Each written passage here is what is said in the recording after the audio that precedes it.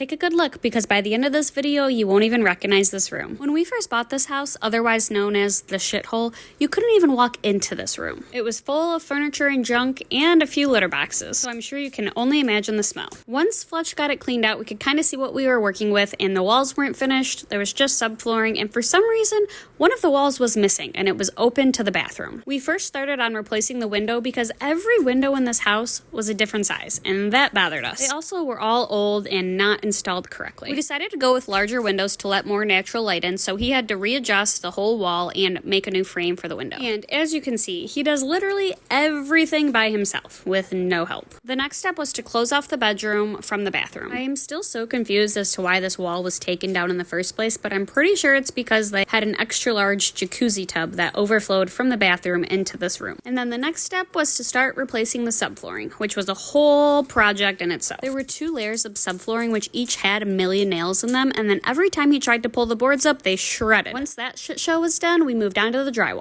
And when I say we, I really mean Fletch. We should all know this by now. I do end up helping with this room though, you'll see. But drywall is probably the #1 thing that Fletch dislikes doing out of this whole project. But this drywall sander we got from the TikTok shop definitely helped. And then it was on to paint, which I did help with this time. We actually painted almost the whole room on TikTok Live one night. It was actually a lot of fun being on live and talking to everybody. I ended up choosing the color Ashen Tan from the Behr line at Home Depot, and I'm obsessed with it. It's the perfect balance between gray and tan, and I don't know, it just gives me like cozy vibes. Going with the same flooring throughout the entire house, Life-Proof Dusk Cherry. But if we were going to live here and it wasn't going to be a rental, I would probably do carpet in the bedrooms. But here's the finished product. Does it look like the same house?